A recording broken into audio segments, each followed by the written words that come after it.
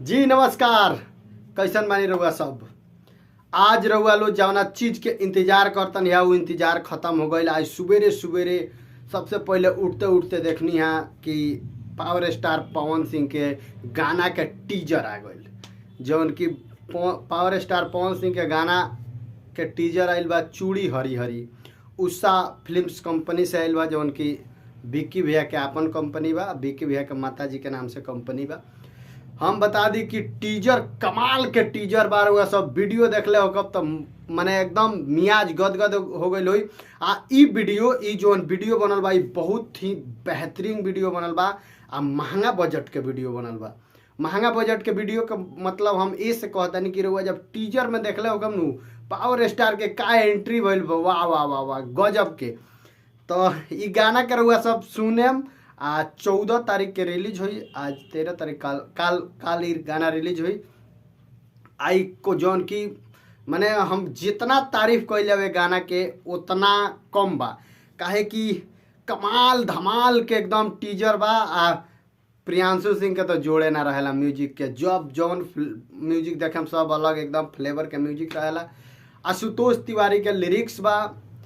आस्था सिंह एमे एक्ट्रेस काम कैले बड़ी, जौन की एकदम मतलब पावर स्टार पवन सिंह के जब एंट्री होता ग्रुप में एकदम कांवर लेके, वाह वाह वाह वाह क्या बात है।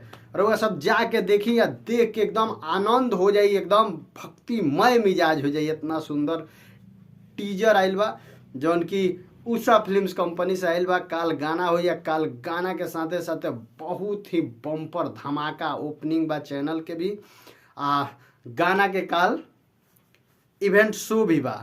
तब रउआ सब जाके देखी टीजर।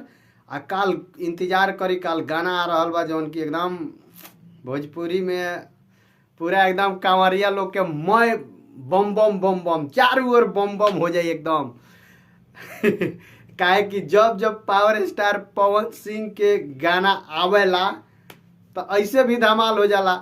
लेकिन ये बेरी सावन के एगो एकरा पहले हे भोले बाबा जो लॉन्च रहा वो कमाल के गाना रहा।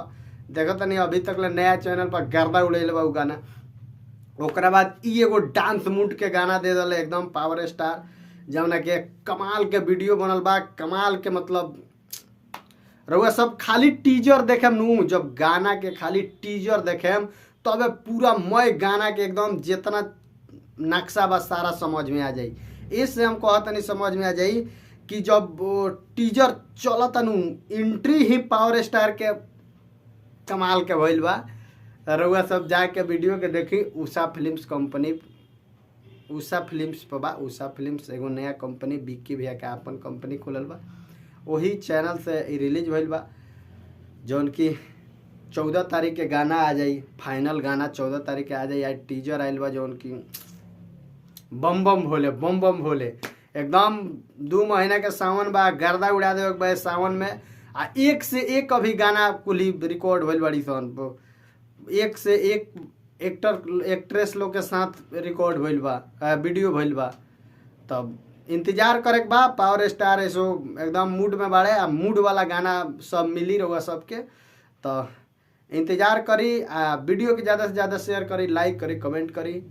पावर स्टार पवन भैया के जितना भी फैंस लोग बा अपन कमेंट करके जरूर बताएं कि ई टीजर रउआ लोग के कैसन लागल। काहे कि टीजर तो वाह वाह वाह, हमरा तो माने पर्सनली हमरा बहुत सुंदर लागल।